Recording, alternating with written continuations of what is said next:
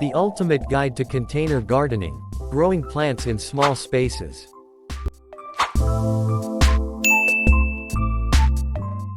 Container gardening is an excellent option for those who want to enjoy the beauty and benefits of plants but have limited space. With the right knowledge and techniques, anyone can create a stunning container garden, no matter how small their living space may be. In this video, we'll guide you through the process of container gardening from start to finish. We'll begin by discussing the different types of containers available, including the best materials to use and the appropriate sizes for various plants. Next, we'll cover the essential elements of successful container gardening, such as soil, water, and nutrients.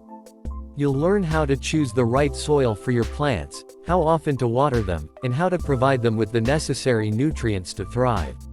We'll also share tips and tricks for selecting the perfect plants for your container garden, including the best varieties for small spaces and how to combine different plants for a stunning display.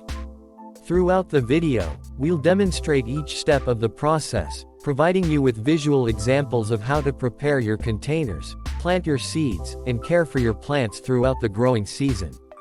By the end of this ultimate guide to container gardening, you'll be equipped with all the knowledge and tools you need to create a beautiful and thriving container garden in any small space.